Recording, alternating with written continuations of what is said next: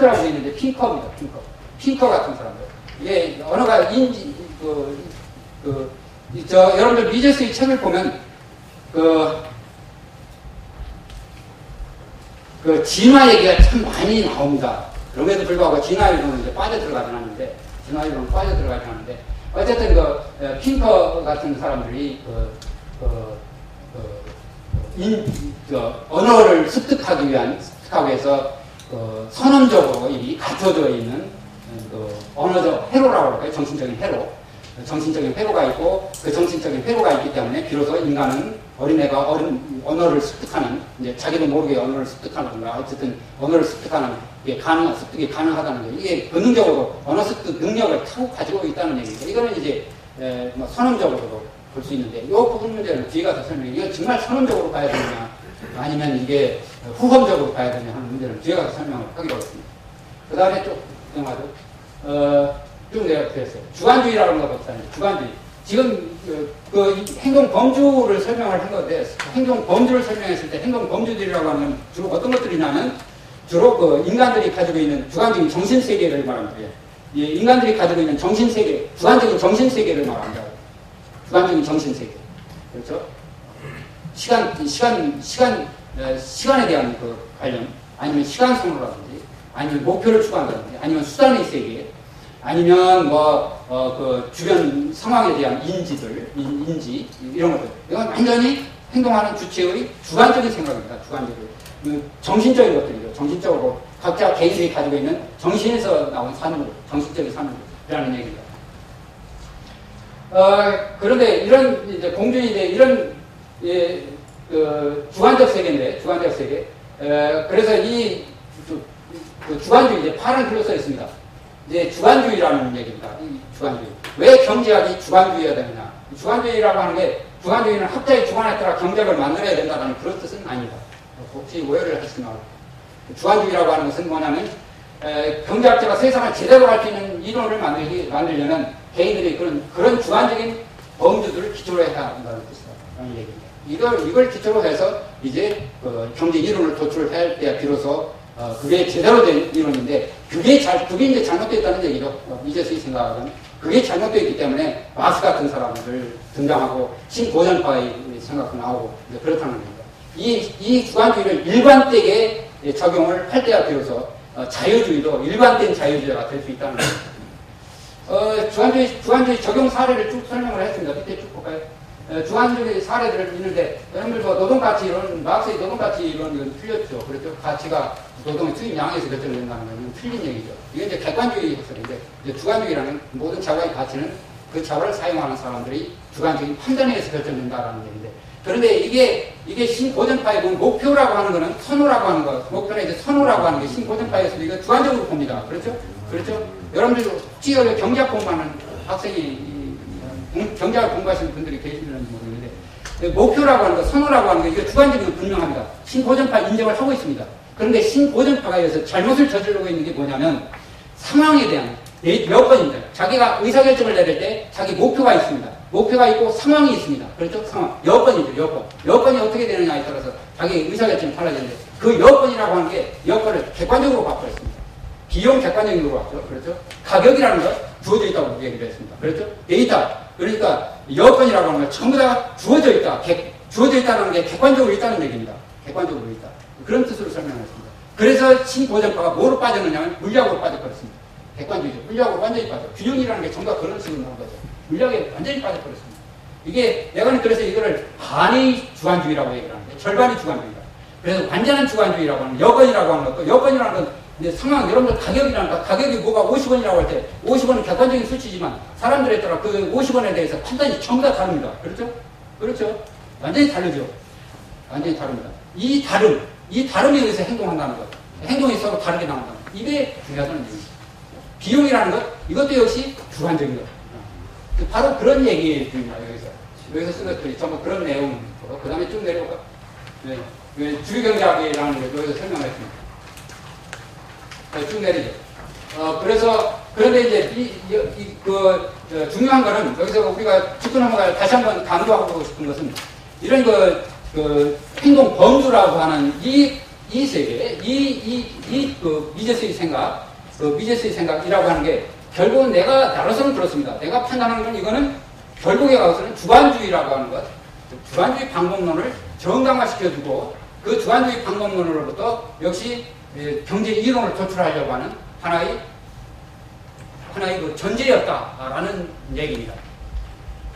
여기서부터 이제 그래서 그 미세스의 사상체계에서 그 인간 행동학과 함께 주관주의는 중심된 역할을 하는데 중심된 역할이 바로 이런 것들입니다. 시장 경제의 기능 방식에 대한 이해, 자본론 통화이론 초석, 경기변동론, 계획경제, 간섭주의 비판, 수리경제학에 대한 방법론적 비판, 정사 이게 사실은 주관주의로서 나오는 것입니다. 그렇게 생각을 합니다. 그 다음에 이제 이걸 연구를 해서 여기서는 일일이 다 설명을 하지 않겠습니다. 쭉 나오겠습니다. 시장관 문제입니다. 시장관인데 시장이라는 무엇인가 했는데 쭉 내려가보죠. 시장이라는 게 미제스의 시장관이라고 하는 것은 단어 생각을 하고 밑에 네모자에 있는 거 시장 경제를 이어가는 세 가지 요소 그것만 설명을 할게요. 그 이전의 얘기는 뭐냐면 미제스라고 하는 사람이 신고전파는 시장이라고 하는 자원을 배분하는 기계, 성장의 기계, 이런 정도로 이렇게 생각하는데, 미제스에게서 시장이라는 그런 게 아니다. 그건 뭐냐면 시장이라는 것은 인류 문명입니다. 인류 문명을 이끌어가는 거다. 굉장히 큰 거죠. 시장이라는 걸 대단히 높여준 거죠. 이게 하이에크의 생각도 이렇습니다. 시장이라고 하는 이게 인류 문명이라고 하는 차원까지 끌어올리는 그런 거죠. 좀 자리가 없는데 바로 그 미제스의 그 휴먼 액션 그리고 주관주의라는 것이 바로 그겁니다. 근데 또 하나 두 번째입니다. 여러분들 기업가 있죠. 기업가를 참 우리나라에서 기업가라는 거 완전히 잘못 오해를 하고 있습니다. 이거 시정을 하지 않으면 안 됩니다. 기업가가 마치 회사를 가지고 운영하는 이런 사람들 뭐 정경련에 모이는 그 기업인들 이걸 가지고 이걸 기업가라고 생각을 하고 거기에 초점을 맞추는 건 절대 잘못이다. 인간 행동론을 따진다면 미제스의 생각은 그렇습니다. 인간 행동에는 모든 인간에게는 뭐가 있냐면 목적 수단에 관한 새로운 지식을 창출하거나 지속적인 탐구 또는 이윤을 획득할 수 있는 기회를 인지할 능력 이런 능력을 다 가집니다. 이런 능력이 바로 기업가 정신이라는 거예요. 모든 인간입니다. 노동자도 그렇고 소비자도 그렇고 아니면 그 기업하는 사람도 그렇고 아니면 자본가도 그렇고 여러분들 증권 투자하는 사람들도 모든 인간의 요소가 바로 기업가적 정신을 가지고 요소가 기업가 정신이라는 거예요. 휴먼 팩터, 기업가 정신, 휴먼 팩터입니다. 인간적인 요소입니다. 인간의 요소라는 거예요. 그래서 우리가 자꾸 기업가 정신 하면 여기에 그 기업하는 사람들의 초점을 맞추는데 그건 잘못이다. 그래서 우리나라 경제 발전 얘기를 할 때 너무 지나치게 기업하는 사람들의 초점을 맞춰서 이걸 발전 원리로 생각해서는 안 된다는 얘기입니다. 소비자들 시장이라는 원리입니다. 시장이라는 원리 속에서 찾아나가야 된다는 얘기입니다. 그렇지 기업하는 사람들의 초점을 맞춰가지고 유의 때문에 우리가 이렇게 잘 살아라고 하는 거는 노동자도 기업가 정신을 가지고 있습니다. 그렇죠? 소비자들 그렇죠. 모든 인간들입니다. 이것이 원동력이 돼서 대한민국의 경제 발전이 이루어졌다는 식으로 해석하지 않으면 마치 자유주의가 이게 정경련을 위한 자유주의고 너는 정경련 사람 너는 그러니까 하면 정경련 사람 이런 식으로 오해할 소리를 만들고 있습니다. 우리 스스로가 지금까지 그렇게 해왔습니다.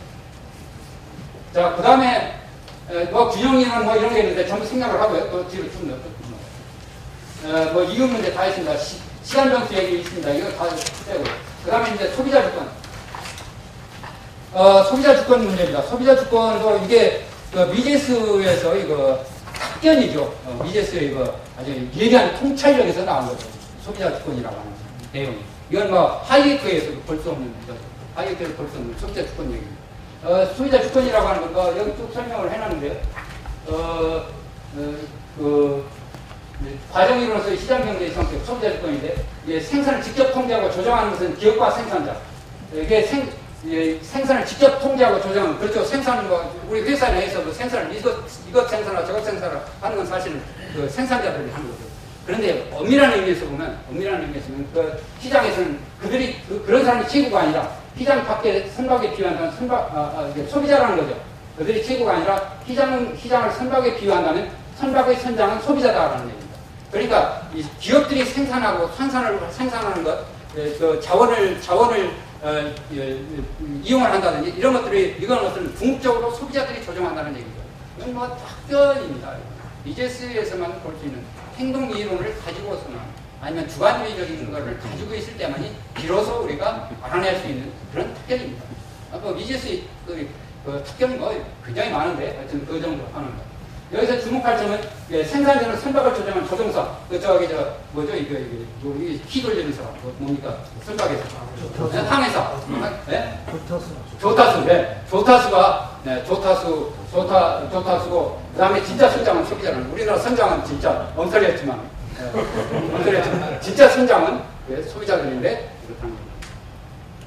특별이라고 볼 수 있죠. 쭉 내려 무엇을 생산하고 얼마나 고용하고 어떤 기술을 이용할 것인가 이런 모두가 이게 경우 궁극적으로는 소비자들이 이 조정에 의해서 움직여난다는 거예요. 경쟁이라는 거. 여러분들이 경쟁이라는 건데 미제스를 자꾸 읽어봐도 조금 그래요. 미제스 경쟁 내용.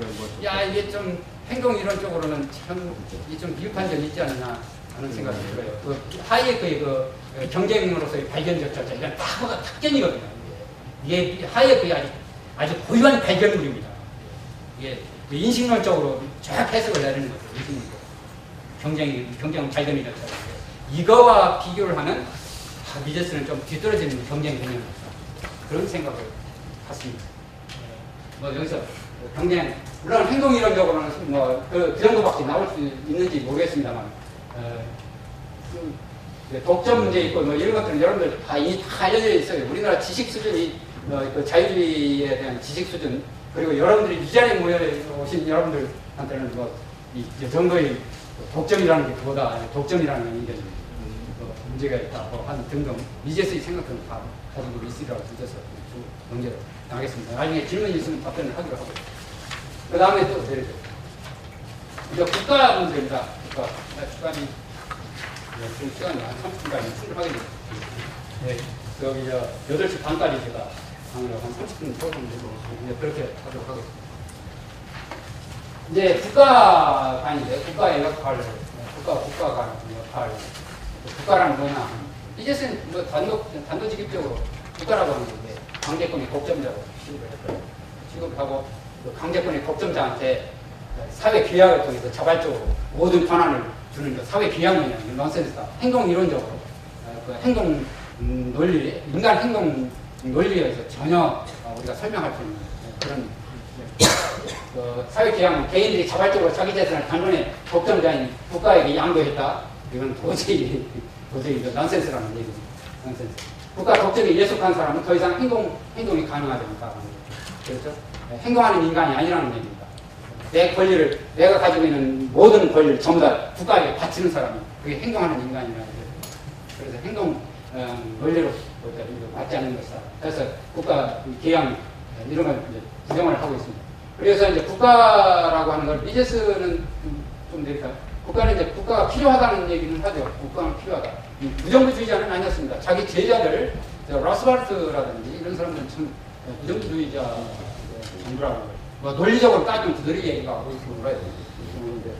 그런데 정말 지난번에 무정부적 어느 나라인가 남미 쪽에 있으니까 파업을 했더니 경찰들이 파업하니까 당장 가면 도둑 나오대요.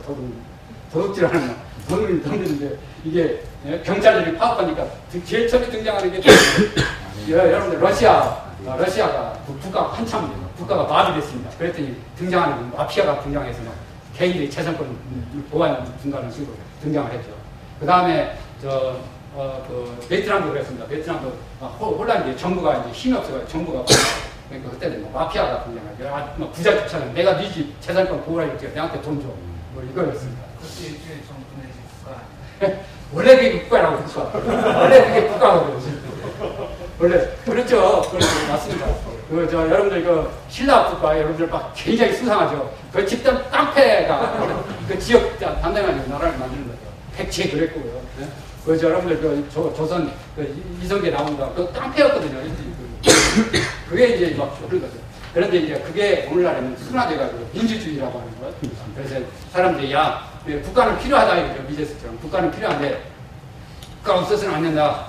국가는 필요한데 이게 이제 권력을 제한시켜주는 방법 이런 식으로 이제 문제를 해결하려고 하는 이게 자유주의 탁월한 특징입니다. 그래서 그 미제스의 생각에는 사회자산이라든지 소유 질서를 보호하는 일, 그 이상은 국가한테 맡기지 말아라. 그 얘기입니다. 그런데 미제스한테 문제가 있대요. 문제가 뭐가 있냐면 가난한 사람들 문제인데요. 물론 자본주의 사회에서 가난 빈곤 문제를 굉장히 많이 해결했습니다. 그렇죠? 산업혁명 시대 이후로 쭉 훑어보면 한 사회를 보면 계속해서 빈곤층이 줄어듭니다. 빈곤층이 계속 줄어들죠. 대량 빈곤들이어서 보릿고개라는 게 없어지는 거죠. 보릿고개가 없어지는데 최종적으로 남는 게 있어요. 그 빈곤자들이 있거든요. 마치 병원 그 의사들이 병을 치료한다고 하더라도 꼭 환자는 있기 마련인 거죠. 빈곤. 여러분들 그 빈곤 어떻게 하냐? 여러분들 그 미제스는 그걸 좀 도네이션, 야 이게 경제도 발전하면은 헌금도 많고 그리고 그 헌금 자선단체도 많이 생기고 그래서 그 자선단체가 주는 그 돈 가지고 먹여 살려라. 그 우리나라 그렇겠잖아. 굶어주는 사람 굉장히 많습니다. 지금 여러분들 나는 항상 강조하는 게 중요한 문제 하는 게 뭐죠? 기초생활보장법입니다. 기초생활보장법. 제대로만 잘하면 이게 최고거든요. 헌금률입니다. 이거 여러분들 딱 없애버려요. 굶어 죽을 사람 굉장히 많습니다. 지난번에 새 뭐냐 그냥 자살하는 것처럼 굉장히 많죠. 그래서 근데 미제스가 글쎄요 참 이 점에 대해서는 굉장히 인색했어요. 굉장히 인색했습니다. 여러분들 몬펠린 소사이어티 저 1949년 첫 모임에 있을 때도 거기서 밀턴 프리드만이 네가티브 인컴 텍스 그걸 발표하는데 막 뒤에서 막 계속 욕하는 거죠. 저 자유주의 막 이러는 거죠. 그 다음에 1938년도에 자유주의자들이 파리에서 모였었습니다. 한 26명인가 모였습니다. 거기에서도 막 재분배 얘기 나오니까 계속 토라져가지고 얼굴이 울그락불그락 막 그런 사람이 있는데 물론 그 자유주의 이게 자유주의자의 일관성, 자유주의에 대한 확고한 신념 이런 거는 증명할 수 있습니다. 문제는 참 그 현실적으로 문제는 좀 있다라는 얘기죠. 그래서 여기서 이제 사회주의 미제스가 이제 야 정부 역할은 이 정도로 해도 충분한데 야 뭐를 잘했다고 그래서 사회주의, 간섭주의, 통화제도 자꾸 이런 걸 주장하느냐. 여기에 대한 비판이 쭉 나오는 겁니다. 비판점을 간단하게 이건 이미 여러분들 다 알려져 있는 것 같은데 우선 좀 내리죠. 사회주의 비판 문제. 사회주의 비판 문제가 여러분들 이거 다 알려져 있죠. 이거 반복을 할까요? 네? 우리 여러분들 경제 계산 문제. 물론 이런 거는 있습니다. 여러분들 확립 알아들었던 미제스가 정부 실패라는 문제는 얘기를 하지 않습니다. 정부 실패의 문제는 이거는 정부가 왜 실패를 하느냐면 정치적인 논리 때문에 이기적인 정치적 논리 때문에 정부 실패를 도출을 하는데 이게 사회주의 계획경제라든지 또는 간섭주의가 실패하는 것은 그 시장 원리에 맞지 않는다. 행동 원리에 맞지 않는 정책을 취하고 있기 때문에 이게 실패하는 것이다. 이런 식으로 논리를 줍니다. 그러니까 여러분들 사회주의 계획경제가 왜 망했느냐라고 하는 걸 얘기를 할 때 여러 가지 이유를 듭니다. 하나는 관료들이 위험부담을 하려고 하지 않는가. 또는 기업들이라고 하는 게 사회주의 기업들이라는 게 이게 양적인 것만 질적인 건 따지지 않는다. 또는 노동자들이 이게 똑같이 나오니까 이러려고 하지 않는다. 이런 식으로 이제 설명하거나 아니면 여러분들 맨슈어 올슨 같은 사람들 이익단체들이 청구하게 부유통에서 막 물건 사회주의 계획경제하니까 간섭들이라는 거기에 막 몰려들어가지고 이익을 취하려고 하는 이익단체 압력단체로서 이익단체 이런 것 때문에 사회주의가 망했다. 이런 식으로 설명을 하는데 이거는 오스트리아하고 좀 멀죠. 거리가 멀죠. 이런 식으로 비판. 그 대신에 이게 시장에서의 행동 원리죠. 행동 논리입니다. 그게 뭐냐면 경제 계산이라는 문제죠. 사회주의자들이 경제 계산을 하기 위해서는 어디에 무엇을 먼저 생산을 하고 어떤 자원을 어떻게 생산할 것이냐 하기 위해서는 사실 경제 계산이라는 게 다른 게 아니라 비용 편익 계산을 합니다. 어디에 생산하는 게 무엇을 얼마만큼 생산하는 것이 이익이고 비용은 얼마 들고 편익은 얼마 생기느냐. 이제 이걸 비용으로 생각을 해 이런 걸 따져야 되는데 이게 사회주의 교육이 불가능하다는 얘기죠. 그게 왜 그러냐면 가격이 없다는 얘기죠. 가격이라고 하는 게 생산수단의 사유화, 그러니까 생산수단이 완전히 국유화되어 있는 상황에서는 이게 전혀 거래가 없거든요. 거래가 없기 때문에 가격이 형성될 수 없다. 그러니까 이게 망한 것이다 라는 얘기였습니다. 그 밖에 뭐 여러 가지 얘기들이 있는데 전부 생략을 하겠습니다. 그 다음에 여기 이 논쟁은 사실 이거 여러분들 여기서 한 가지만 더 첨가를 한다고 한다면 사실은 이 미제스가 12년부터 아마 이 사람이 사회적인 교육 경제는 망한다라고 합니다. 계산 문제라고 경제 계산 문제라고 했을 때.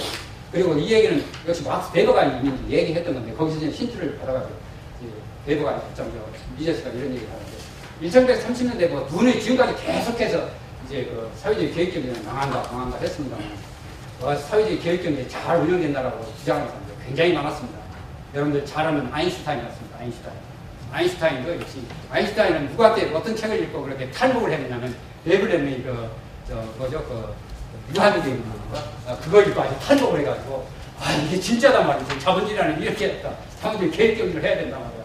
아인슈타인이 그랬습니다. 아인슈타인 그 다음에 뭐 베블렘 그렇죠. 슈페터 계획 경제 이런 식으로 특히 여러분 사뮤엘슨 같은 사무엘슨 같은 것이 계획정리를 굉장히 주장을 했던, 계획정리가 가능하다고 생각을 했던 거죠.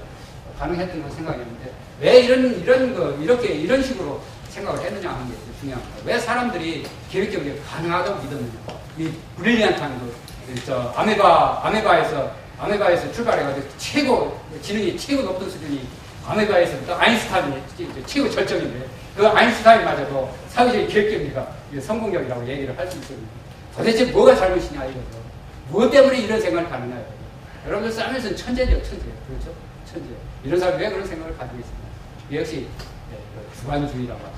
네? 주관주의. 그걸 몰랐거든요. 그걸 알아요. 사무엘슨 같은 사람이 주관주의 몰랍니다.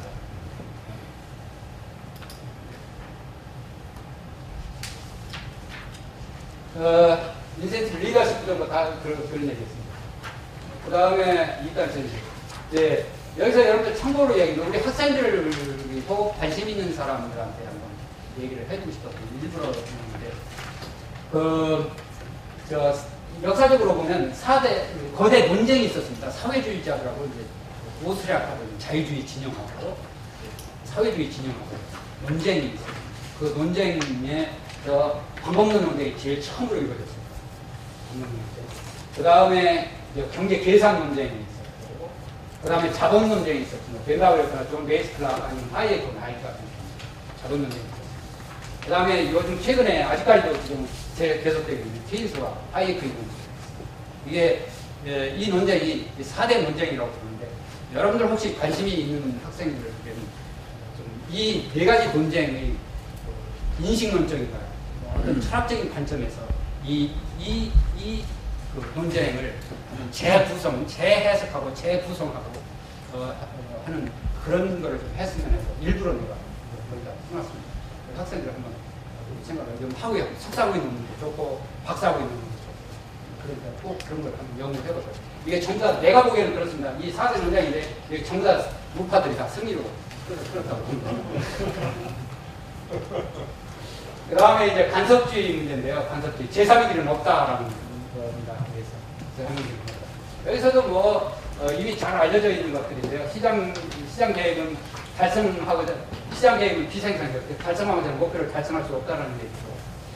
특히 그 간섭의 승수작용, 한 번 간섭을 하면 계속해서 간섭을 하고 그 간섭을 낙하해서 결국에는 사회주의로 들어간다는 그런 명제들. 이런 거는 미래세의 탁월한 지혜죠.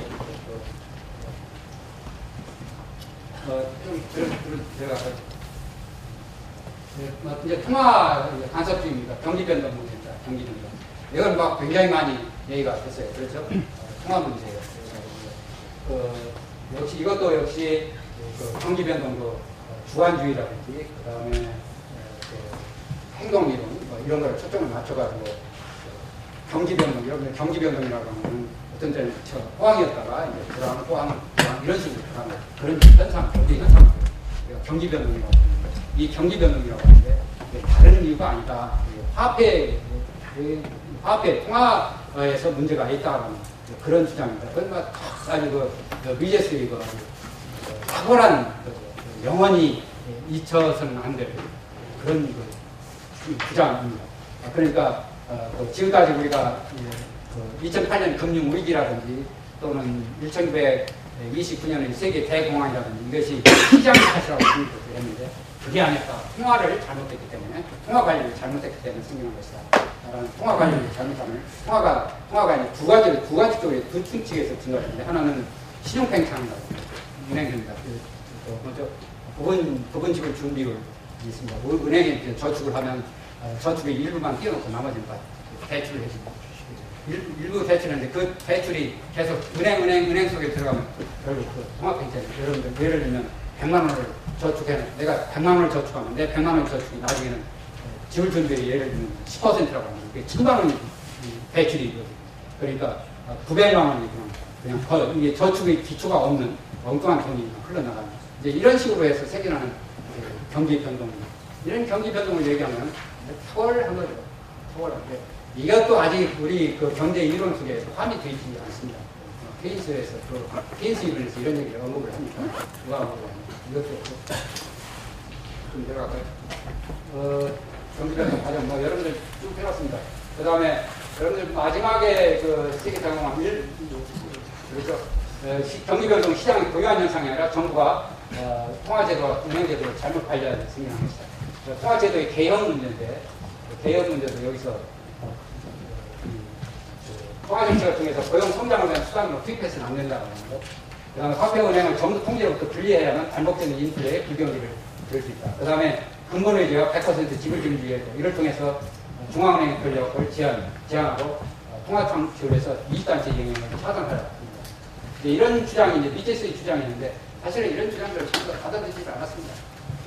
받아들이지 않고 제가 이거 쓸데없는 그의 제안은 계몽된 생각, 계몽된 정책에서 벗어난 반동적인 개념이라는 비난을 했고 이런 비난을 갖다니 세상을 떠났습니다. 노벨 대상을 받지 못하고 세상을 떠나고 그 다음에 여기서는 이제 프리드만하고 미제스하고 잠깐 비교를 했습니다. 프리드만, 미제스를 근데 여기서 생략을 하고 기간이 거의 다 들어가요.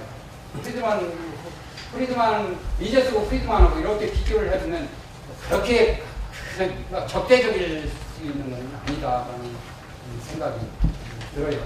뭐냐면 미제스와 프리드만은 다 같이 화폐의 위험성을 인식했고 중앙은행의 탈권력화를 주장을 했고 그다음에 프리드만의 제안을 보면 정책 공익성, K%의 통화량 증가 이런 주장을 하는 거.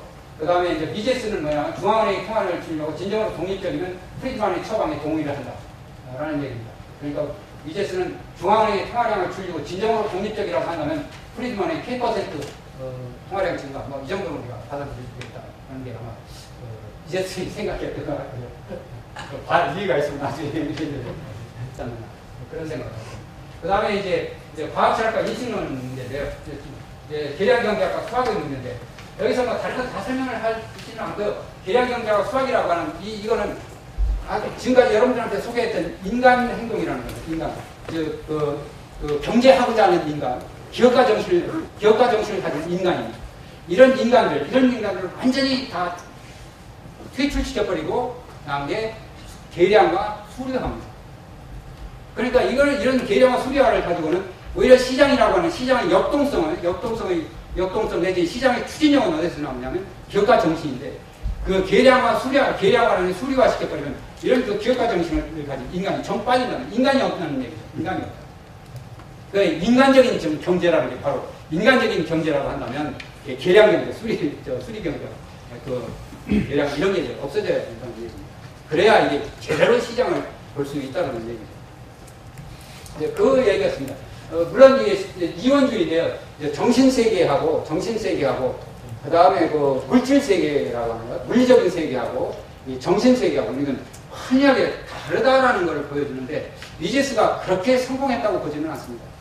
미제스가 정신세계와 물질세계가 완전히 다르고 이원적이고 그러니까 경제학은 자연과학, 물질세계, 물질적인 세계를 다루는 자연과학과는 다르게 구성을 해야 된다라는 것, 이런 주장인데, 그런데 미제스 이게 불충분한 거는 전제 조건. 이 물리적인 세계하고 정식적인 세계는 완벽하게 이건 다르다라고 하는 이 사실. 이거를 제대로 설명을 못했어요. 이걸 제대로 설명하는 게 하이에크의 센소리 보도입니다. 저는 센소리 보도를 제가 번역을 했습니다.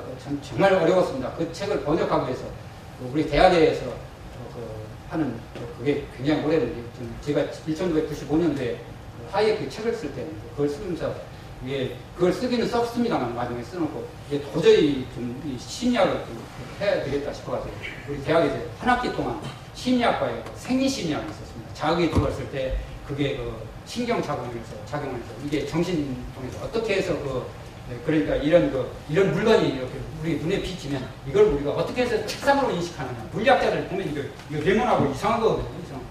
그런데 우리가 보면 이거 책상이거든요. 그렇죠. 물리학자들이 돈이 있죠. 종이돈이 있습니다. 물리학자들이 보면 이게 뭐야 이거. 종이 조각을 그림 그리는 거 색깔 지는 거. 그런데 이걸 우리는 돈으로 인식하고 그 돈으로 인식하는 거. 어떻게 해서 그런 외부적인 자극들이 들어와가지고 이게 정신작용이 돼서 이게 정신적인 것, 즉 돈이라고 하는 것, 아니면 책상이라고 하는 이런 정신적인 것으로 전환되는 과정. 이거는 하이에크만큼 해는 사람이 없다고 봅니다. 그러니까 하이에크의 21살 때 쓴 책입니다. 센소리로. 그 책이 오늘 얘기하는 신경과학, 두뇌과학의 효시라고 얘기를 합니다. 21살 때 쓴 책입니다. 그 정도였습니다. 그게 있기 때문에 그게 있어서 미제스는 이 부분에서 참 부족하다 하는 게 아주 여실히 드러납니다. 그렇다고 해서 미제스가 지금까지 얘기했던 게 틀렸다는 얘기는 아닙니다. 틀렸다는 얘기는 아니지만 그러나 좀 더 하이에크의 그런 생각. 그러니까 휴먼 액션을 보면 센서리 오더가 52년도에 책으로 발견합니다. 원래 1921년에 책을 써놨습니다. 아직 발간을 안 하다가 그게 30년이 지난 뒤에 이거 발간을 합니다. 1952년에 발간하는데 미제스가 그거를 봤음에도 불구하고 인용을 하는 걸 못 봤어. 그래서 이 휴먼 액션에 제가 그 책을 인용하는 걸 보고 또 미제스의 책, 제가 방언한 탓인지 모르겠습니다. 휴먼 센서리 오더를 어디서 인용하는 걸 해도 본 일이 없습니다. 이제 그 얘기였습니다. 그 다음에 또 하나는 진화론적 이식론 문제입니다. 선언주의 문제입니다. 선언주의 문제입니다. 여러분들도 미제스가 자꾸 정신 과정 문제. 물론 미제스가 진화론을 반대하지는 않습니다. 반대하지는 않지만 그러나 그거를 해서 뭐를 얻겠느냐 하는 데는 의심을 갖습니다. 뭐를 얻겠느냐. 오히려 기능 원리를 진화적인 과정 생산 원리를 안다고 해서 기능 원리를 이해하는 데 별로 도움이 되지 않는다는 식으로 해서 진화를 얘기를 하다가 그냥 중단하고 깊이 들어가지 않는 그런 생각을 했습니다. 1978년에 쓴 궁극적인 기초, 경제학의 궁극적인 기초입니까? 그 책에서도 진화론 얘기를 하는데 거기서 멈추는데 저는 이제 이거를 그렇게 생각을 해요. 여러분들 칸트가 선언론자였거든요. 선언론자였는데 정신 속에는 선언적인 범주가 들어있는데 이 범주 때문에 세상을 인식을 하는데 이거를 선언적이었는데 이거를 진화론적으로 해석을 한 사람이 누구냐면 오스트리아의 동물 행동학자가 있습니다. 노벨 생물학상 받은 콘라드 로렌츠라고 하는 사람이 있습니다. 로렌츠라고 하는 사람은 진위 개수를 맞는 사람은 아니고 그런 로렌츠라는 똑같이 있는 이름입니다. 그 사람이 이게 진화 이론을 통해서 지금 칸트가 네가 얘기하고 있는 범주라고 하는 것이 기원은 역시 원천은 생물학적인 진화적인 결과다. 그래서 네가 얘기하는 거를 네가 선언적이라고 얘기하는 거는 문화적인 진화라고 하는 관점에서 본다고 한다면 이게 선언적이지만 그러나 생물학적인 진화를 관점에서 본다고 한다면 이게 후험적인 것이다. 이런 식으로 해석을 내렸거든요. 그런데 이제 나는 그래요. 그래서 그 사람이 칸트가의 교수 자리를 이어갔습니다. 원래 독일에서는 교수 자리를 이어가는 게 전통을 있거든요. 칸트 강의했던 자리는 아무나 가지 않습니다.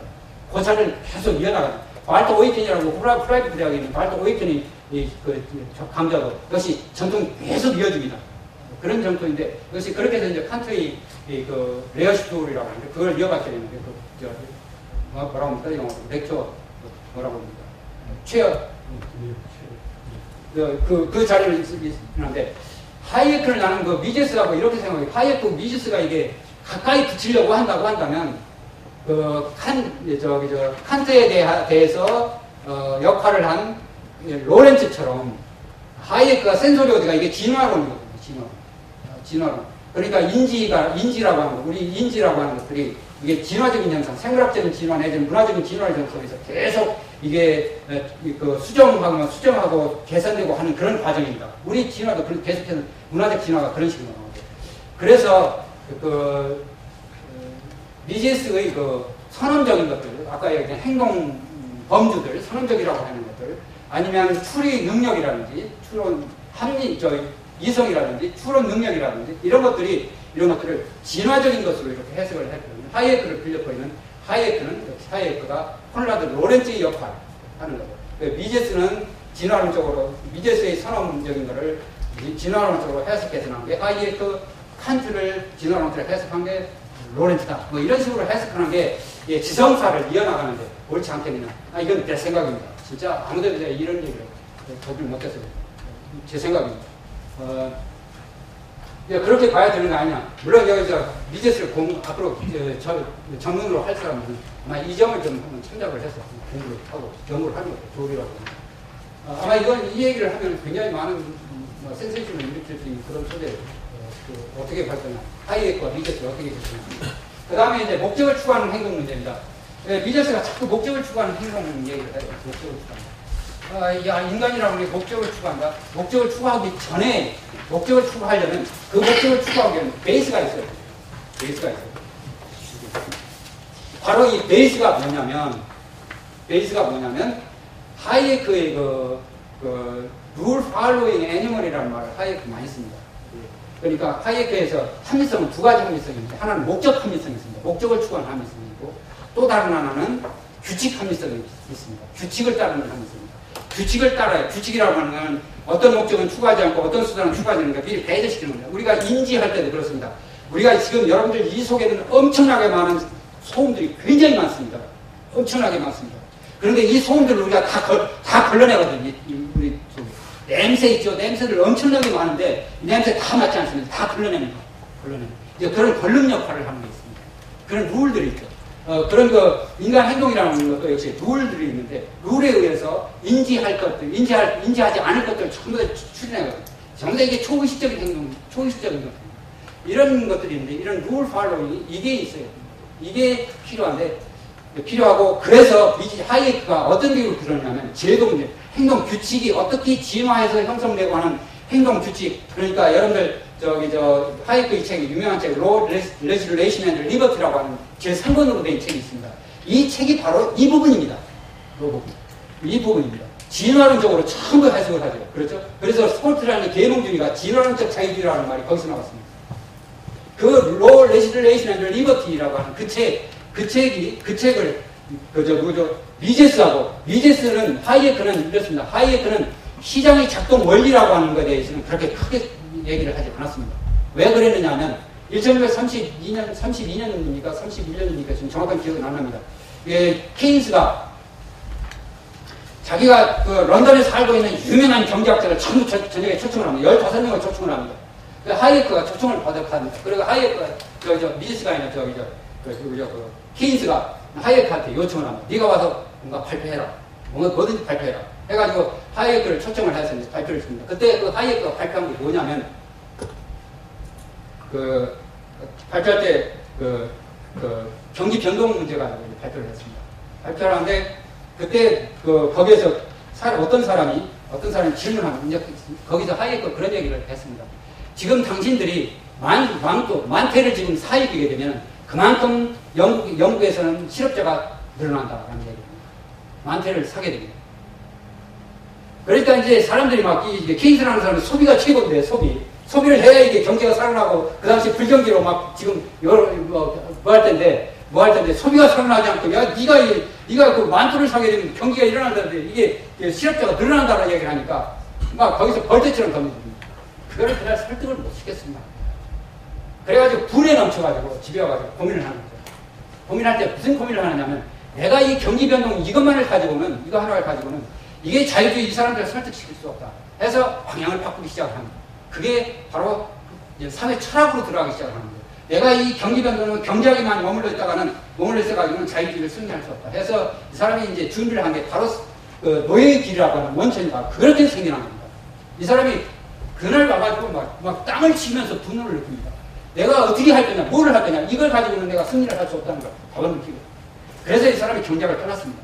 그래서 시장 경제에 대해서 시장 경제의 기능 원리라는 게 이게 굉장히 부족하죠. 경기변동론 입에는 다른 게 없었습니다. 손 떼버렸거든요.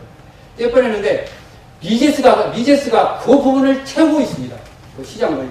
탁월하죠. 여러분들 그 휴먼 액션 보면 어떻게 가격이 어떻게 원료 가격이라든지 무슨 뭐 자본재 가격이 소비재 가격과 비춰서 어떤 식으로 결정되는지 뭐 이런 원리라고 하는 하이에크의 문헌에서는 전혀 볼 수 없는 것입니다. 그래서 하이에크 미제스를 보면서 하이에크를 서포트를 해야 됩니다. 라고 하는 게. 그러니까 휴먼 액션을 뒷받침해주고 휴먼 액션을 완전하게 만들어줄 수 있는 요소가 하이에크의 로 레지스레이션 리버스라는 세 권으로 되어 있는 책입니다. 그 중에 제일 첫 번째 책이죠. 첫 번째 책 굉장히 중요한 책입니다. 이게 여기서부터 시작입니다. 룰 앤 오더라고 되어 있는 책입니다. 이건 정말 몇백 년이 지나도 이게 탁월한 고전으로 남을 수 있는 책입니다. 특히 그 제1권입니다. 그래서 이제 그 미제스한테는 그런 게 없었다는 그 룰 문제, 법 문제라든지 이런 문제에서 그렇게 심각하게 연구를 하지 못했다. 그 다음에 또 하나는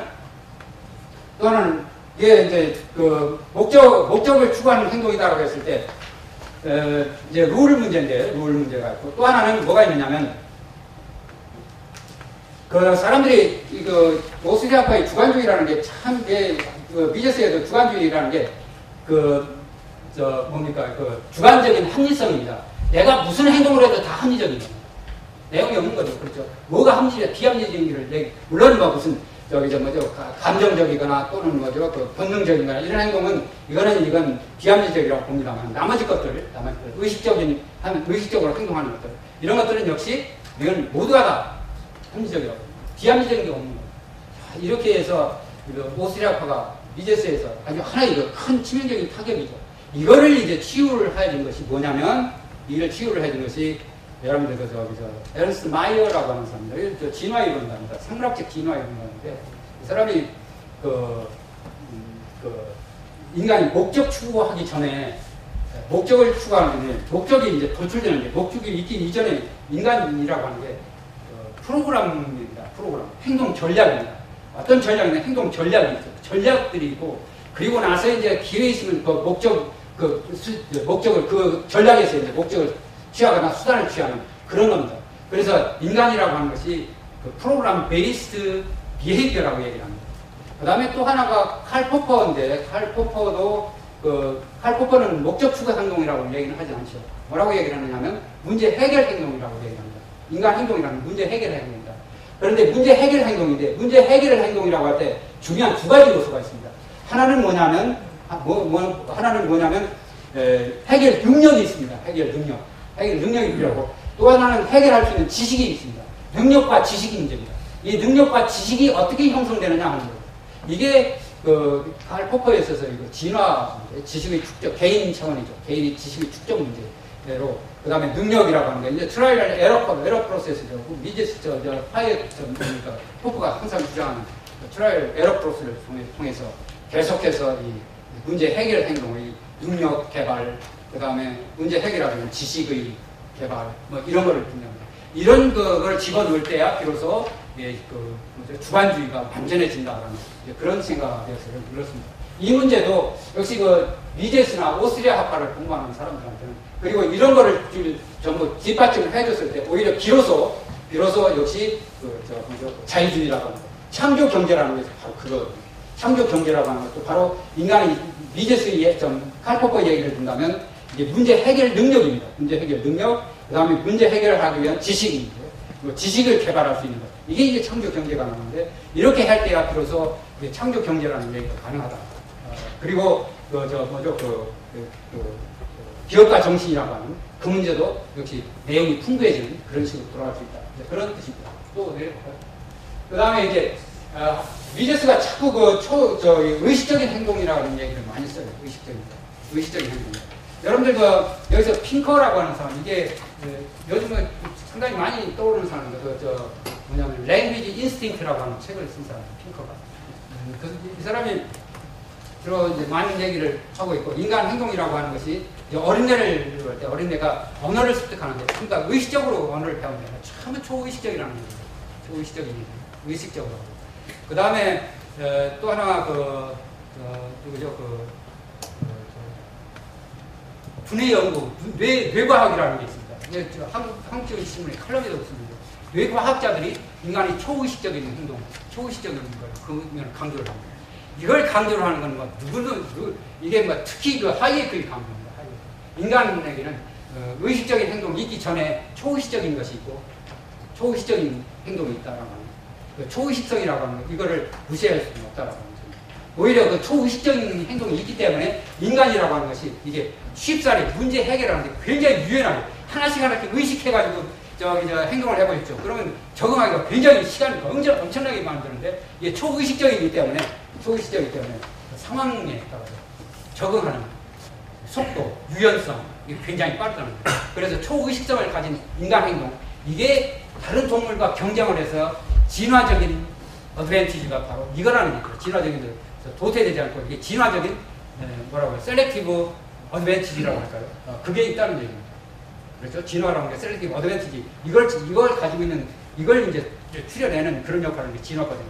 바로 이제 그런 얘기입니다. 그 다음에 또 하나 아주 흥미로운 게 가짜니가 얘기입니다. 가짜니가는 제가 하이에크하고 뇌과학하고 이제 비교한 논문이 과학철학계에서 발표한 논문입니다. 왜 내가 책임을 져야 되느냐 하는 문제입니다. 내가 왜 책임을 져야지 하는 책임 문제를 하이에크도 그래서 그걸 설명할 때 뭘 얘기를 하냐면 자유의지로 설명을 합니다. 근데 하이에크나 두뇌과학 하는 사람들 자유의지가 없다고 했습니다. 아무리 현대판 MRI라든지 모든 현대적인 장비를 동원해가지고 두뇌를 뒤집어 봐서 아무리 더 찾아봐도 자유의지라는 게 없다는 얘기입니다. 하이에크 브레이크요. 하이에크도 원래 그렇게 1921년에 자기가 21살 때 쓴 책이 바로 그 얘기였습니다. 자유의지가 없다는 얘기였습니다. 자유의지가 없다. 이제 그 자유의지가 없다라고 하는 거를 강조한 사람이 누구냐면 가짜니가라는 사람입니다. 가짜니가도 자유의지가 없는데, 그런데 이제 책임이라고 하는 책임률을 어떻게 이걸 정강화시키는 걸 다른 쪽으로 달리 이제 정강화시켜야 합니다. 자유의지는 없기 때문에 없고 다른 식으로 이제 정강화시켜야 됩니다. 이 가짜니가라고 하는 사람이 누구죠? 부시 대통령 시절에, 아버지 부시 대통령 시절에 백악관의 생명윤리위원회 위원이었습니다. 생명윤리 법을 하는 사람입니다. 유명한 책이 있습니다. Ethics of Brain이라고 하는 책을 씁니다. 굉장히 우리나라 번역이 되어 있습니다. 그 책이 바로 아주 내가 이게 참 멋있어서 내가 가져왔는데, 보시죠. 가짜니가 만든 우리에게 새로운 것, 지금 내가 새롭다라고 이 의식을 한 거는 뭐냐면 이미 정신 속에는 이미 낡은 것이라는 얘기입니다. 이미 초의식적인데 두뇌에게는 이미 낡은 것. 두뇌 속에는 이미 우리가 해놓은 거를, 이미 끝난 거를 비로소 의식을 하는 거죠. 비로소 의식한다는 얘기. 그래서 이 초의식성이라고 하는 거, 이거는 인간이 진화적인 과정에서 진화적인 선택이죠. 진화적 선택에서 굉장히 큰 역할을 했다는 얘기입니다. 이건 엄청난 문제인 것들이죠. 언어를 습득한다는 것도 마찬가지고, 언어 습득이라는 게 왜 어린애들이 그렇게 언어를 습득하느냐, 이게 따지고 문법 배우고 여러분들 우리 영어 배우실 때 그런 식으로 하고 언어를 배울 수 있는 거예요. 초의식적인 거니까. 초의식. 엄청나게 빠르죠. 그렇죠? 이건 의식적이면, 그 의식적이라고 하면 그렇게 빨리 배울 수 없다는 얘기입니다. 그게 바로 누구냐면 핑커의 얘기입니다.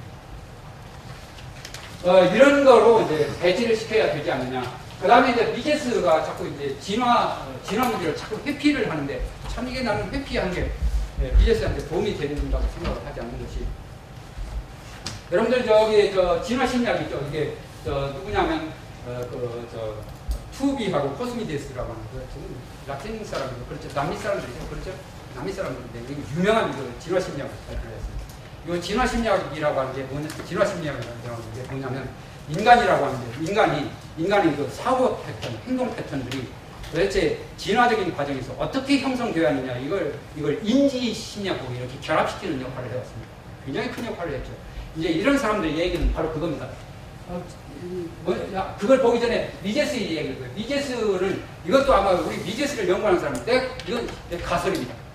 진짜 내 가설입니다. 미제스를 이런 식으로 해석해도 되지 않겠느냐 해서 여러분들한테 소개를 합니다. 미제스가 인간 정신이라고, 이 두뇌라고 하는데, 두뇌는 어떻게 생겼느냐면, 모든 걸 다 해결할 수 있는 능력, 어떤 거든지 해결할 수 있는, 그러니까 유니버설 솔버블 메커니즘, 모든 문제들을 해결할 수 있는 그런 메커니즘으로 여긴 것이 아니냐. 왜냐하면 주관주의 합리성이라는 말을 딱 집어넣거든요.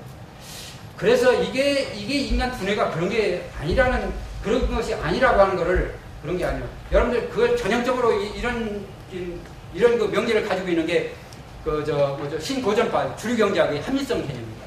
인간은 합리적이라는 얘기죠. 그게 인간 정신이라는 건 모든 문제를 다 해결할 수 있다는 얘기입니다. 그런데 인간 두뇌라는 게 그렇지 않다는 것을 밝혀준 것이 뭐냐면, 이게 이 진화심리학자입니다. 이건 탁월한 거죠. 이게 인류를 이해를 하고 자유시장 경제를 이해하는 게 굉장히 중요한 역할을 한다는 겁니다.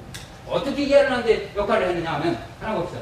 진화심리학은 기능적으로 영역에 특화된 인지적 메커니즘입니다. 이 두뇌라고 하는 것이 각 부위별로 전문화되어 있고 모든 문제를 다 해결할 수 있는 것이 아니라, 그건 뭐냐면 생물학적 진화, 인류의 진화에서 인류가 직면했던 적응 문제는 일반적이라기보다는 특수한 것들이었다는 거예요. 특수 문제를 해결하고 해서 두뇌가 생겨났다는 거예요.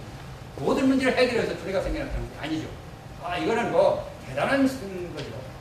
이거 이제 이런 걸 입증을 해주는 것이 뭐냐면, 입증을 해줍니다. 누구냐면 그 두뇌과학입니다. 두뇌과학.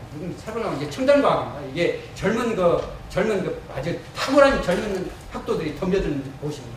인간 두뇌. 이게 하이에크가 이게 뭡니까 이게 효시라고 하는 정도로 하는 게 바로 이 두뇌과학. 센소리 오더죠. 센소리 오더.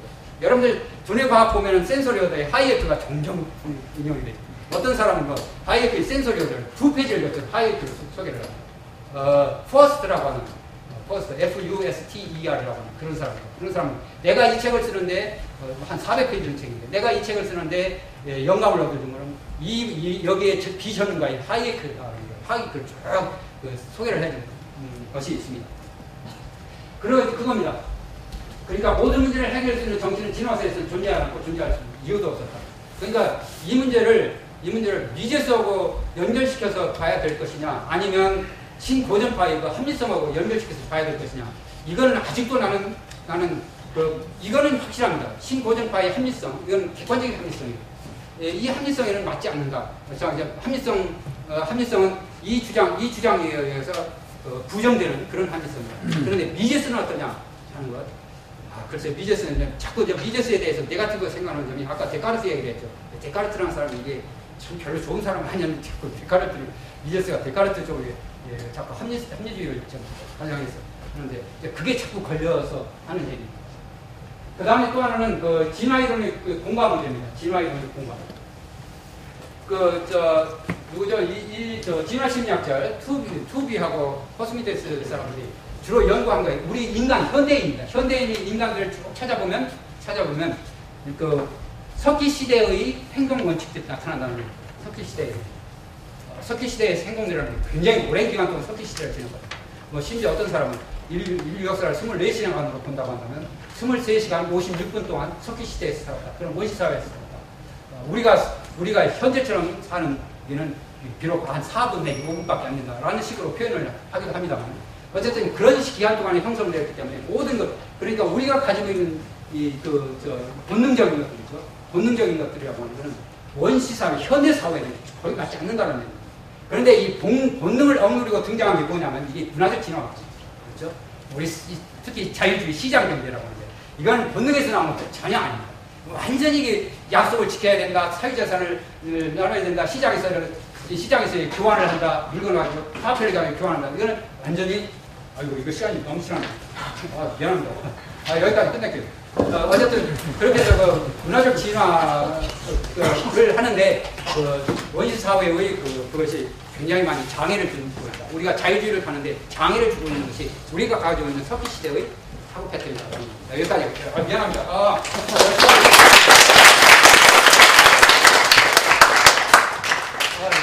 정말 미안합니다. 기쁨이 나옵니다. 예, 교수님 오늘 강의 잘 들었습니다. 몇 가지 좀 제 그 강의를 듣고 나서 제 의견을 좀 말씀드리려고 하는데, 미제스에 대해서 뭐 자세히 제가 어떤 사람이고 어떤 사상을 뭐 이렇게 말씀드리는 잘 모르겠습니다. 저는 이거 하나는 제가 오늘 확실히 좀 느끼고 여러분에게 좀 말씀드리고 싶은 게, 우리 인간 각각이 어떤 가치에 대해서 부여하는 게 다 주관적이라는 거죠. 예를 들면 이 100만 원의 가치에 대해서 이건희 회장이 느끼는 100만 원과 돈이 생활이 곤란해 죽은 그 세 모녀가 느끼는 100만 원은 엄청나게 그 가치 판단이 다를 겁니다. 자, 그렇다고 하면 지금 저희들이 지금 어떻게 보면 그 좌파 진영에 대해서 굉장히 막 밀리고 그러잖아요. 정부라고 하는 것의 그 기능의 목적이 저는 이제 어떻게 생각하냐면, 국민의 만족 또는 행복감을 높이는 방향으로 세금을 걷어들여서 잘 배분하게 해주는 것. 그걸 누가 잘하느냐에 따라서 쉽게 얘기하면 국민에게 지지를 받을 수도 있고 그렇지 않을 수 있다. 이렇게 생각을 하거든요. 그러면은 지금 좌파가 지금 계속 추진하고 있는 무상복지라고 하는 게, 사람이 각각 다 주관적 가치가 틀리는데 천편일률적으로 보편적으로 하게 되면은 이거는 예산을 너무나 잘못 쓰고 있다는 거죠. 그렇지 않겠습니까?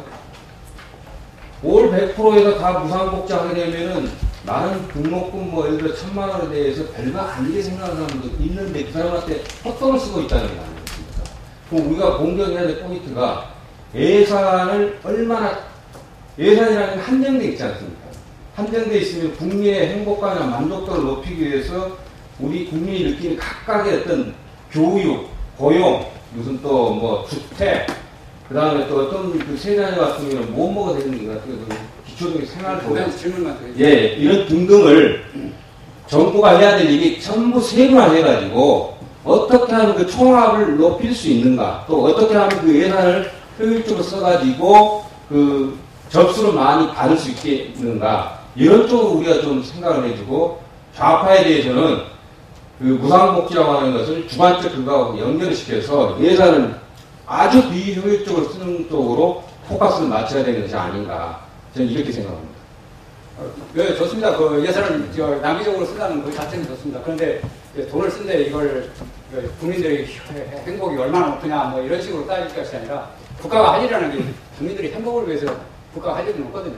행복은 자기가 추구하는 거예요. 그러니까 행복을 추구할 수 있는 터전을 만드는 게 국가의 이제스의 생각이었죠. 그겁니다. 그래서 예산 쓰는 것도, 예산도 글쎄요, 예산이라고 하는 게 미제스한테는 그런 예산보다는 이제 국가의 법과 질서 확립이라고 할까요? 그래서 그 정도죠. 거기에 초점을 맞추지. 행복, 이거는 조금 물론 미제스한테 문제점이 많이 있습니다. 공리주의자. 이게 합리주의, 자유주의인데 오른쪽에 있는데 로큰 로지 벤삼이 있는데 바로 미제스가 거기에 함정이 빠져버렸어요. 이런 데 있어서 합리주의적인 법이라고 하는 것, 도덕이라고 하는 것도 역시 코스트 베니피트 어널리시스라는 그런 측면을 가지고 있습니다. 그러니까 편익이 있는 거, 편익이 얼마나 중요하냐에 따라서 도덕적인 원칙을 평가하는 거, 그런 거가 행복이라고 막 이야기를 할 수 있죠. 근데 미제스 실수죠. 아킬레스 건이라고 했습니다. 그래서 미제스의 추종자들, 그거를 참 바꾸죠. 네, 또, 네. 이게 질문이 많으신데, 제가 시간을 못 빼서 미안합니다. 예, 말씀하세요. 마이크를 이쪽 분이. 제가 잠깐 먼저 좀, 마이크 하신 분이요. 네, 마이크 하신 김에 먼저 잠깐 그 질문 좀 드리겠습니다. 아까 그 미제스가 그 경제학에서 이제 계량이나 수학을 쓰는 게 하나의 큰 오류 아니냐. 네? 오류. 그러니까 경제학에서 수학이나 계량 경제를 쓰는 게 오류 아니냐 이런 말씀하셨는데, 저는 사실 이제 그 주류경제를 공부하고 또 그거 가지고 밥 먹고 사는 사람입니다. 근데 사실은 이제 우리가 그 행동이라는 거는 그것도 표출되는 것이고, 또 시장에서 우리가 어떤 사회적인 현상으로 드러나는 것은 가격이라든지 어떤 수학적인 지표나 계량적인 지표가 드러나지 않습니까? 그걸 보고 우리가 어떤 행동을 객관적으로 관찰하고, 또 그 객관적으로 관찰된 행동을 토대로 각 개인이 또 자기 행동을 결정하는 거기 때문에, 어떤 그 수학이나 계량을 쓴다는 게 옳이라고 하는 것에 대해서는 제가 약간 의문이 생기고요. 그 다음에 사실 우리가 좀 크게 얘기하면 문명이라는 게, 문명의 진보라는 게 다 수학, 수로 다 표현이 된단 말이죠. 예를 들면 우리가 온도 같은 경우도 옛날에는 덥다, 춥다 이렇게 보던 게 온도라는 어떤 석지나 화시나 온도로 표현된 걸 해가지고 거기에 결부돼서 우리 인간이 행동을 하거든요. 그래서 행동을 하고 아이스크림 소리라든지 행동에 변화가 오기 때문에 그런 어떤 객관적인 어떤 분석을 우리가 진행하는 데서는 제가 보기에는 수학이나 계량 경제가 굉장히 중요한데 그게 옳이다 이렇게 이제 단적으로 말하는 게 약간 좀 의문이 되고요. 그렇다면 대안이 뭐냐?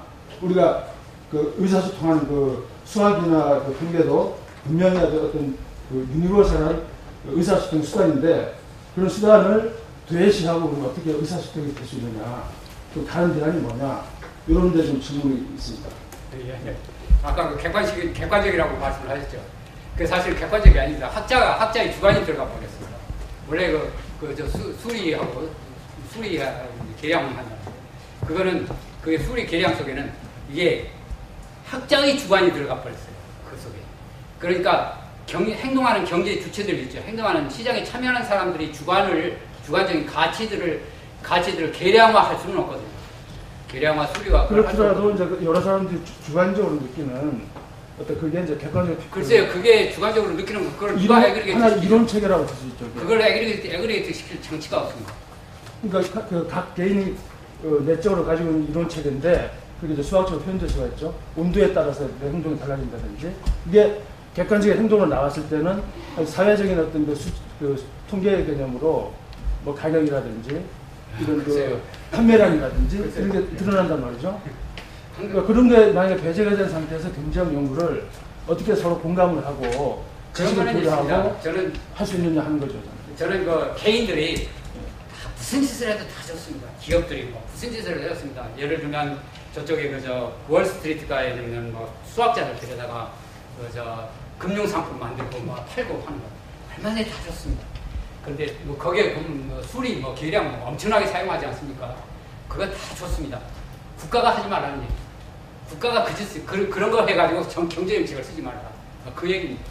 개인들 회사에서 예측해가지고 이거 내 상품이 잘 팔릴 것인지 안 팔릴 것인지 그거 얼마든지 하라 이거죠. 계량 수량 무슨 짓을 하는지 다 좋아요. 그러나 국가가 그리고 경제학자가 그런 식으로 해서 정부한테 너 이런 정책을 써 이거는 안 된다는 거예요. 그러니까 우리가 지금 경제학 가르치는 거는 회사에 가서 무슨 짓 하는지 다 좋다는 거예요. 그 경제학이지. 이 경제학을 가지고 그런 통화 정책을 지향한다, 무슨 조세 정책 또는 교각해 어떤 무슨 정책을 필요합니다. 그거는 해서는 안 된다.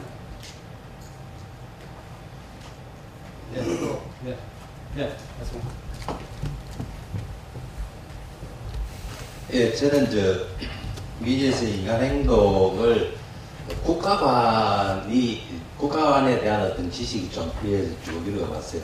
처음부터 쭉 읽어보면서 느낀 게, 이분은 좀 공리주의 철학을 바탕으로 접근한 거 아니냐라고 이제 판단을 했는데, 실제 현재 우리 정부 정책 결정도 비시 분석이라든지 여러 가지 이런 걸 계량화해서 이제 정책 결정을 하는데, 사실 그 결정에서 이제 어떤 피해를 보는 분, 전체 베네핏은 많다 하더라도 코스트 쪽에 속하는 분의 어떤 자유나 합리성은 희생될 수밖에 없지 않느냐. 그렇다면 이게 바람직한 국가관으로 채택하기는 좀 어렵지 않느냐. 예를 들어서 지금 세월호 사건으로 그 가족을 잃은 그분들의 희생, 그 아픔은 참 뭐라고 말씀드릴 수도 없습니다만, 이 부분을 계기로 우리가 좀 더 안전에 대한 이런 부분을 되게 많이 얻는다 하면은 전체적으로 국가의 어떤 베네핏이 되지 않겠느냐라고 볼 수 있지만, 그렇게 희생을 당한 그분들의 어떤 피해, 이런 부분을 그러면 받아들여야 되지 않느냐. 어떤 미지에서의 이런 국가관을 봤을 때, 그렇다면 현실적으로 우리가 좀 채택하기는 어렵지 않은가 하는 그런 느낌이 좀 받는데 맞는지 모르겠습니다. 이게 쓰인 생각이요. 아주 정말 참 어떻게 판단을 내려야 될지 모르겠는데, 정말 뭐라고 말씀드리기 좀 어렵습니다. 이제 핵심을 내가 조금 꺼내내기가 힘들습니다. 공리주의는 아니니까. 공리주의는 어느 한쪽 꼭 희생을 해야 되거든요. 그래서 공리주의에 대한 철학이 좀 문제가 있는데 그런 문제를 왜 미제스가 자꾸 택해내는지 그걸 좀 더 연구를 해봐야 돼요. 그래서 미제스가 왜 그렇게 했을까? 너무 또 수관적인 부분에서는 합리성을 얻을 수 있을 것 같아요. 이분의 이론에 따르면 이제 그리고 어떤 목적이나 방향성 전체적으로 봤을 때 국가를 너무 강제로만 보고 일체 배제시켜 버리는 그런 점이 있죠. 그런 점이 있죠. 또 질문이 있어요. 네, 이번 질문은 마지막으로 받고 저희가 마치도록 하겠습니다. 저는 성균관대학교에서 경제학부를 공부하고 있는 박현재입니다. 예, 저는 그 소비자 주권 관련해서 질문드리고 싶은데요. 이제 라스바드 책에 보면 소비자도 선택할 권리가 있고 생산자도 마찬가지로 소비자를 선택할 권리가 있다. 그래서 소비자의 선택은 옳지 않고 개인적 주권이라는 소비자 주권은 옳지 않고 개인적 주권이라는 말이 옳다. 그럼 제 생각엔 거기에서 이제 라스바드가 이제 담합이나 뭐 독점에 대해서도 긍정하는 그 입장을 취한 것 같은데 미제스는 이런 독점이나 담합에 대해서 어떤 입장을 취했고 소비자에게 이득이 그 담합은 이득이 안 되기 때문에 뭐 안 된다고 했는지 아니면 긍정을 했는지 그거에 대해서 설명해 주시죠. 미제스의 담합은 스스로 유지를 줬다고 굉장히 불안정하다고 얘기를 해서 그냥 그 담합을 없애기 위해서 국가가 개입하는 오히려 피해만 오히려 그 비용만 될 뿐이지 별로 동의한다. 그대로 놔두면 저절로 이게 해체된다. 굉장히 불안정한 거죠. 뭡니까 프리라이딩 문제라든지 그런 식으로 해결을 하려고 하고 독점 문제를 여기서 간단히 여기서 써놨습니다. 독점 문제, 미제스가 보면 독점 문제. 독점 문제라고 하는 걸 기업이 행동 이론가이기 때문에 기업의 규모 뭐 이런 문제는 따지지 않습니다. 기업의 규모 문제가 아니라 독점이라고 하는 것은 결국 국가의 개입 문제입니다. 국가가 개입할 때 생겨나는 게 그게 독점을 지고 고전적인 자율주의자들이 주장하는 거의 같은 맥락이 그런 식으로 하나만 더 얘기를 한다고 한다면 미제스는 그렇게 생각해요. 독점 담합이라는 게 유럽 사회가 담합이 굉장히 심했습니다. 유럽 사회가 카르텔 국가라고 했죠. 미제스는 뭐라고 보느냐면 그 카르텔이 상성된 것은 국가가 보호를 해줬기 때문에 생겨난 거지 그대로 보호를 해주지 않았으면 스스로 없어졌을 것이다. 이런 식으로 얘기를 합니다. 그런데 그거와 이제 반대되는 생각을 가지고 이제 프라이부터 학과, 아르토 오이젠을 중심으로 그런 학과들은 유럽 사회, 유럽의 독점이라고 독점을 담합이라고 합니다. 국가가 비호한 점도 있지만 시장을 내버려두면 담합 현상이 나타납니다. 국가가 개입을 해야 된다. 이런 식으로 얘기합니다. 하이에크의 해결책은 하이에크의 해결책은 그 담합 문제는 심각하게 생각하죠. 그런데 그 문제를 해결하는 것은 직접 독과점 규제법을 만들지 말고 민사소송으로 해야 돼요. 담합을 통해서 피해보는 사람들이 소송을 해야 돼요.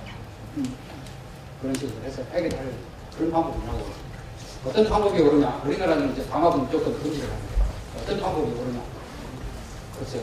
모르겠습니다. 저는 민법으로 해결하는 게 훨씬 더 좋은 게 아닌가 그런 생각을 갖고 있습니다. 여기까지 할까요? 정말 죄송합니다. 정말 한 30분, 제가 15분을 덜 했어야 되는데, 옆에서 누가 눈치를 줬더라면 좋았었는데, 뺏어서, 여러분의 시간을 제가 뺏은 것 같아가지고, 양심이 가시게 되고, 진작에 들어줘서 대단히 고맙습니다. 네.